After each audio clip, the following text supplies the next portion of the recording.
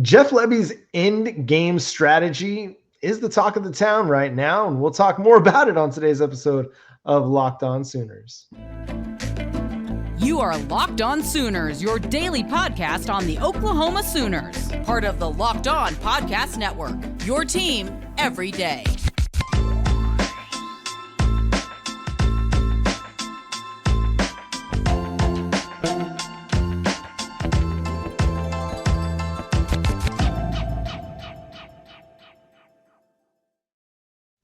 What's up, Sooner Nation? Welcome to Locked On Sooners, and thank you for making Locked On Sooners your first listen every single day. We're free and available on all podcast platforms and on YouTube. Hit that notification bell and that subscribe button to let you know when new episodes drop. Today's episode is brought to you by PrizePicks. Go to prizepicks.com/LockedOnCollege and use code LockedOnCollege for a first deposit match up to $100. Daily fantasy sports made easy over at PrizePicks. My name is John Williams. You can follow me on Twitter at John9Williams. My buddy here is Josh Helmer. You can follow him on Twitter at JoshOnRef. You can also hear him Monday through Friday from 9 to noon on the KREF Sports app. And Josh, we're 2 days out from the Oklahoma Sooners loss to the Kansas Jayhawks, and there's still a lot of discussion going on about Jeff Lebby's late game strategy.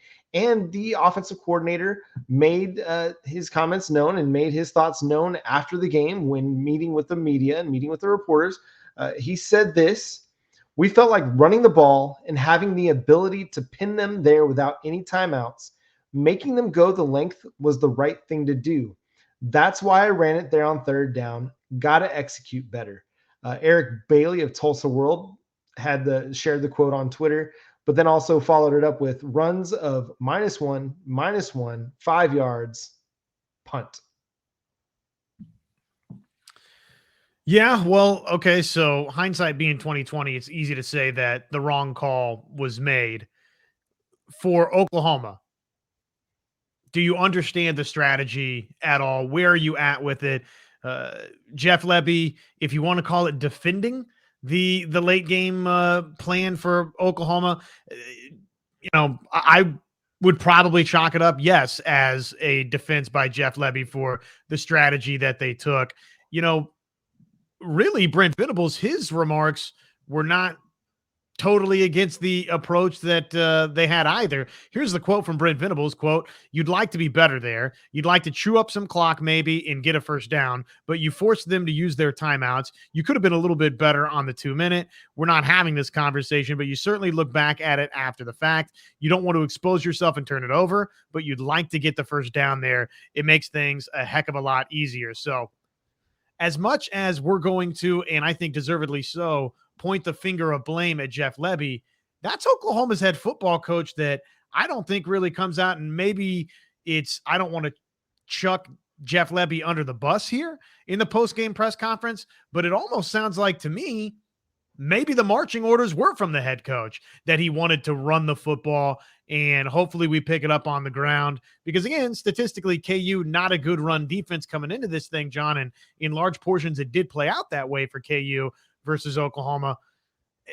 But also sounds like a head coach maybe too that wanted to trust his defense and burn the timeouts. I don't like the strategy because it's, comes across as cowardly and not trusting Dylan Gabriel to a certain point. And I think it also ignores the fact that, yes, you came away with big time interceptions late in the game, John, but there are large stretches for Oklahoma in this game should you be really confident that your defense was going to go come up with another stop and keep them out of field goal range? That's all they had to get was a field goal. They didn't have to get into the end zone. So I don't know. What do you make, I guess, of all of it? So let's look at it a couple different ways. One, there would have been so much time. There was so much time left on the clock. More than 2 minutes to go. Kansas has all their timeouts. In college football, when you don't have to have a timeout to stop the clock because you can pick up a first down and stop the clock, get your offense set, and the ball then goes after it's set, or the clock then goes after the ball is set. Man, a minute 50 is an eternity. A minute 30 is an eternity. 1 minute is an eternity. And Kansas didn't need very long to get down the field to score, to take the lead.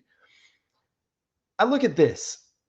Prior to that drive, in the fourth quarter, the Oklahoma Sooners ran the ball 7 times for 18 yards. Oh, not even that many. 7 times for 16 yards.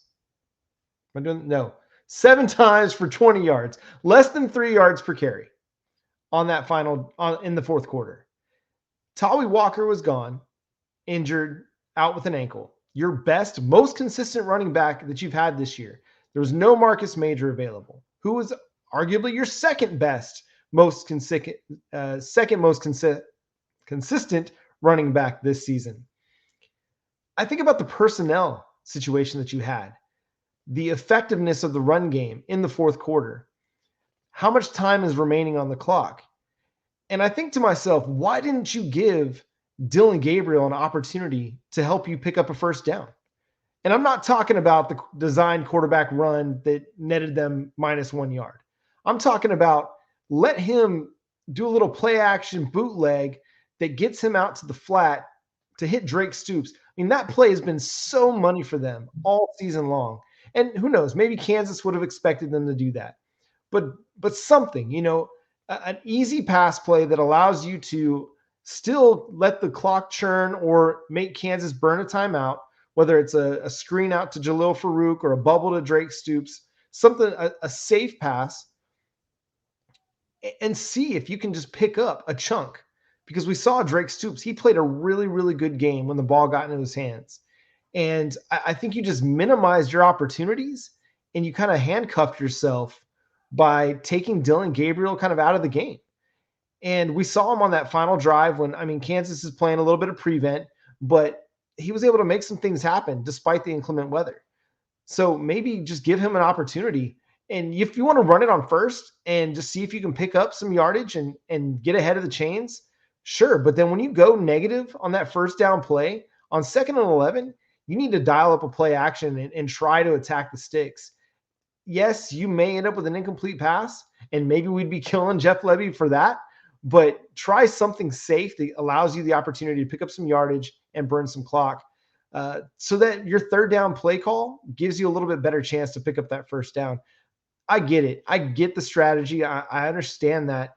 But like you said, with the way Kansas's offense was playing against Oklahoma's defense, no Danny Stutzman, no Reggie Pearson, no Gentry Williams, a pass rush that wasn't effective, you needed to do more to protect your defense, and you needed to do more because there was still so much time left on the clock. Well, and you needed to trust that your quarterback, who coming into the game was up for the Heisman Trophy conversation and had led you on a game-winning drive versus Texas, you need to trust that he could go make a play to go win a game for you. You're right there in position to go win the game because the defense, it already got you, John, back-to-back stops, if you think about it, right? Because you had the situation where you muffed the kickoff, right? Fumbled the kickoff away. And then guess what? Held them and missed the field goal. And then the back-to-back interceptions that the defense got. So the defense got you the stops. Why not take a chance to go win the football game? And what you said about the play action boot, well, that brings a couple of things into play. Dillon Gabriel could still run the football. It's not the designed quarterback read that obviously Oklahoma ran, but it does have that option in play where Dillon Gabriel could still slide down, force a timeout if the easy throw isn't there to be made, to maybe go effectively end the football game, John. So that's the part. It's like you didn't take a chance to effectively end the football game, and you made yourself wildly predictable, right? I mean, everybody in the stadium thinks, okay, in that situation, in that down and distance, the time on the clock, all of it, you're going to try and run the football. And obviously that's exactly what Oklahoma did. I think back to the 2018 NFL playoffs, the Dallas Cowboys are playing the Los Angeles Rams. I think it's in the divisional round, and they're playing in LA. And it's a similar situation. Dallas is on defense, and the Rams are trying to milk the clock. They're trying to kill the clock. They run a couple plays. They run I want to say they run one or two dive plays. And then on third down, they run a bootleg with Jared Goff, not the most athletic quarterback in the NFL, but he's able to beat Dallas's safety to the first down marker and pick up that first down and ice the game. You give yourself more options as opposed to just running straight between the tackles. And again, it comes back to you didn't have your best running back available. You had Javonte Barnes, and listen, a talented player, but somebody who hasn't played. He hadn't played in 4 or 5 weeks. and now you're expecting him to go out there in crunch time and be a key contributor for you. It just, to me, it was bad. It's just bad timing and bad understanding of the game situation and who you had available to you. And I put that on Jeff Lebby. I mean, if you want to use that strategy, that's fine, I guess. But at the same time, you didn't have all the bullets in your gun. You were short, and it came back and bit Oklahoma. I mean, it's not the end of the season. They've got a lot more to play for still, and could, in theory, play themselves back into the college football playoff title pick or playoff picture. But they got a lot of work to do, and they're going to need a lot of help. We got more to talk about from the Oklahoma Sooners loss to Kansas. We'll talk more about the discipline issues, what we saw on defense after the break.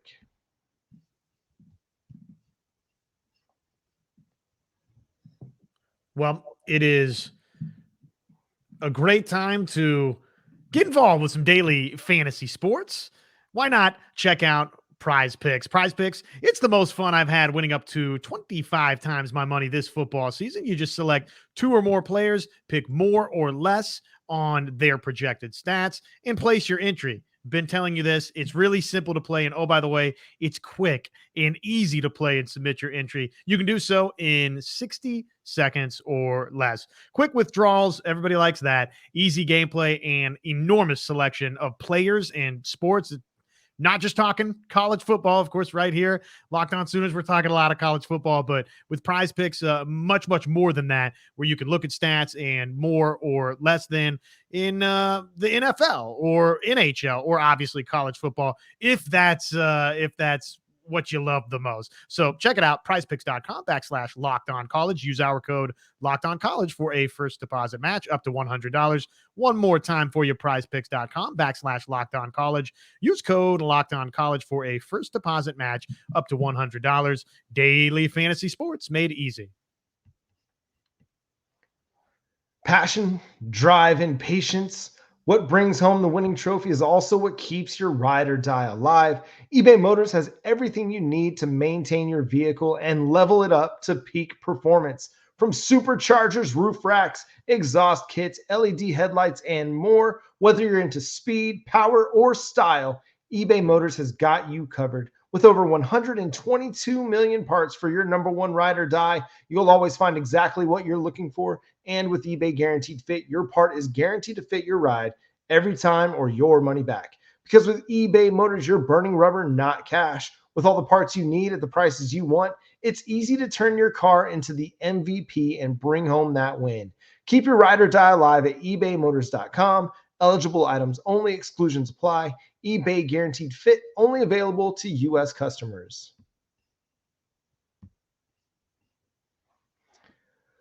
Well, Josh, the word of the day, according to Brent Venables in his post-game press conference, was a lack of discipline. And he even mentioned, going back to the UCF game, that's 2 weeks in a row, that the Oklahoma Sooners just weren't as disciplined as they needed to be in the football game. In this one, 11 penalties for over 100 yards, an incredible amount.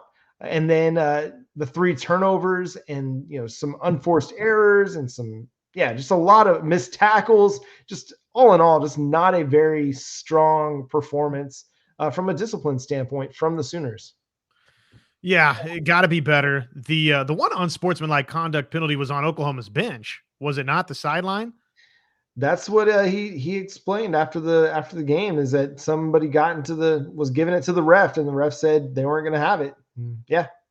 Yeah, and so that's even, whether that was a player or a staffer.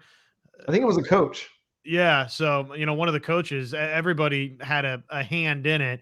Now, for me, you'd like to see officials maybe say, and maybe that had already been said, right? Hey, enough is enough. One more time, and the flag is going to fly. Maybe that had already happened, but if it hadn't, for me, it's like I'd like you in that situation to have that conversation first. I also thought the unnecessary roughness that preceded that penalty, they went in succession here on Kendall Dolby, was a terrible call. To me, it was just an awful call, playing through to the whistle. Okay, he hits the boundary a little bit, but you're trying to make a competitive football play and tackle him to the ground. I didn't think that rose to the level of unnecessary roughness for me. Also, the play at the end zone, again, I don't know. That was a tough one there on the targeting, I thought, but the rest of it, right? So if we're talking discipline in terms of the turnovers, absolutely. And some of the other penalties that would be a part of this football game. I mean, look, if I find 3 penalties on that one drive, and that was bang, bang, bang on that touchdown drive that really cost you to lead up to the score there for Kansas. Okay, that's still what, 3 out of 11 penalties. So you're still 8 penalties is way too many for Oklahoma in the turnover department. Big time problematic in this game, John. So I got to go back to the drawing board, right? I mean, how do you fix that outside of just be a more disciplined football team, value the football, take care of it? From a coaching standpoint, don't put Jaleel Farouk in the backfield and let him run as a running back in between the tackles. Obviously, that one didn't work out for you. No, and that's a wild decision to me. I get getting him out to the perimeter and getting him in space because he is really a good runner when he gets in space. But yeah, putting him between the tackles where he hadn't really run the ball since his high school tenure, to me, that's a coaching mistake. You know, the coach getting the sideline penalty, that's a mistake. You can't have that. I mean, if you can jaw at officials, but you got to find a point where it's too much, and you gotta know where that line is before you cross it. The holding on McCade Mathier on the final drive that puts you in a 2nd and 20 situation. And now not only are you still having to, drive the length of the field 75 yards and score a touchdown, well, now you got to drive 85 yards and score a touchdown. So that sets you back with clock, time run off the clock. So, just a lot of areas. There was a Nick Anderson false start, a Jaden Gibson false start, which to me are inexcusable. That wide receivers are having false starts. You're sitting there looking at the football. Wait for the football to get snapped before you move. If an offensive lineman false starts, you kind of understand it a little bit more because they're not looking at the ball. They're not watching for the ball to be snapped. They're playing a lot of silent counts a little time. Sometimes they're waiting for anticipating the clap from Gabriel, or they see the guy in front of them move. But the wide receiver false start, it's inexcusable. That's got to be better. And Nick Anderson and Jaden Gibson, they're better players than that. They've shown that this year, and so they've got to prove to be better. They've got to be better every single time out. You're going to get penalties. You're not going to go through a game completely clean, but it's the unforced errors that really kill you. The sideline penalty, the unnecessary roughness, the targeting thing, the 2 false starts, those things are not, playing smart football. Those are just issues. No, the Reggie Pearson thing, I'm not going to crush him for it. It's a bang, bang play down at the goal line. You're just trying to prevent the guy from getting in. You got to do what you got to do. And sometimes that's the way it goes right now in today's game. You're going to get called if you lead with the helmet or lead with the shoulder or the helmet to the player's head. You're just going to get called for targeting. That's the unfortunate part of where we're at in today's college football. And also the fortunate part, we want to protect players, keep them safe at the same time. It's just unlucky, when he's not headhunting. He's not trying to be a dirty player in that situation. It's just Jason Bean slides, and what would have been, attacking the midsection of the body is now attacking the head, and here we are. So yeah, it's unfortunate. I think they're a better, more disciplined team than this, but I think Kansas had them in a lot of ways out of sorts. Yeah, I know they did. And obviously KU made them pay in a couple of instances because of some Oklahoma mistakes and, namely the pick 6 and, of course, the penalties that we're talking about. Actually, you made out okay, right, after the big kickoff mistake, but the fumble by Farouk kills a drive for you. I mean, there's a number of different things we could point to in this game that just one too many mistakes, man. I mean, it's just as simple as you can put it. Yeah, you can't turn the ball over 3 times and have 11 penalties on the road in bad conditions. You just can't. Against a good team. Yeah, against a good team. And Kansas is a good team. Here we are in the year 2023. The Kansas Jayhawks are a good football team. Are they a great team? No, probably not. But are they an improved team? Do they have a pretty good offense? Can they make you pay if you tee it up on a silver platter for them? Absolutely they can, and they did. Let's talk about one of the bright spots from Saturday, and that's the Oklahoma Sooners got another commitment to the 2024 class. We'll talk about that after the break.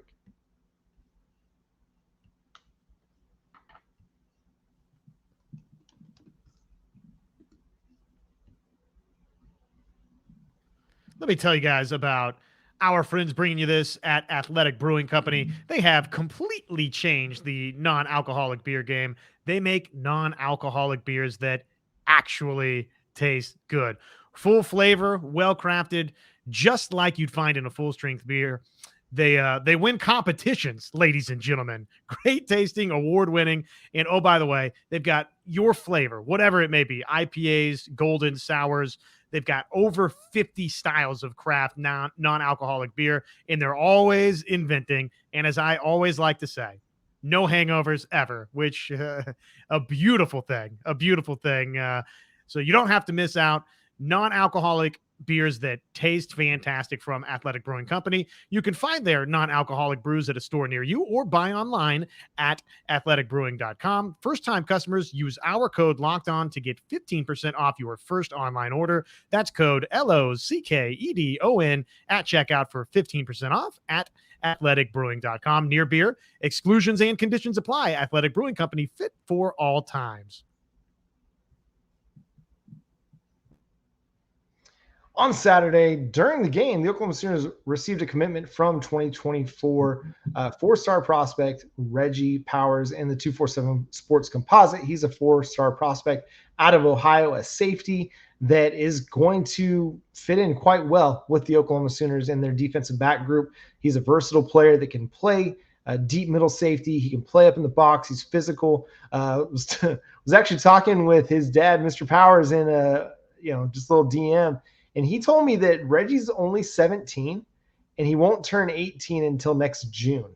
So he's a young player and is going to physically develop a lot once he gets to college with Jerry Schmidt. This is going to be a player that already 6'1", 200 pounds when he gets on campus. I mean, he's got a chance to add more inches to his frame, but he's definitely going to physically fill out even more so when he gets on campus. But big time commitment. Love the player. Love what he brings to the table. And again, it's just another strong addition late in the cycle, but a strong addition for the Sooners. He was once committed to the Michigan State Spartans. A few days after he got the Oklahoma offer, decommitted from Michigan State. And then it was a race between Oklahoma and UCLA to land the commitment. And Brandon Hall, Brent Venables did the work, built the relationships, and got the pledge from Reggie Powers. Yeah, it's a big-time pickup late in this cycle for Oklahoma in its defensive backfield. And, lo and behold, you look up, it's a big-time recruiting win because of what Chip Kelly and company defensively are doing at UCLA. That was a tough team to hold off, I'm sure, in this recruitment, just because guess what? All of a sudden, they, like Oklahoma, have made some big-time improvements defensively this season. So I love the measurables for Reggie Powers. We've talked about that in previous episodes, but just to revisit as we celebrate the commitment from one Reggie Powers, football speed. Man gets downhill in a hurry, loves contact. Again, 6'1", 200, like you mentioned, has weight that he can add to the frame, but that's a good little starting frame to work with in terms of, hey, I can go match up against a tight end here or there, or I can go match up against a bigger bodied wide receiver. Runs well, obviously gets downhill, like I said, and hits somebody, which you want, right, from a safety, a defensive back. And also a two sports star, plays basketball, which I love the idea of a safety that plays basketball because he's going to have the athletic ability and feel comfortable moving in space and moving without the ball, but he's going to be able to go up and make plays on the football. So that's a really and I think understands angles a little bit better because, the basketball court defense is all about angles. And if you play with good positioning and good discipline and good angles, you're going to be a really, really good defender on the ball court. And that's going to translate, a bigger space and, more open field, but that understanding of angles and geometry out on the court translates well to the field too. So that's going to be a very, very intriguing aspect of what he brings to the Sooners as well.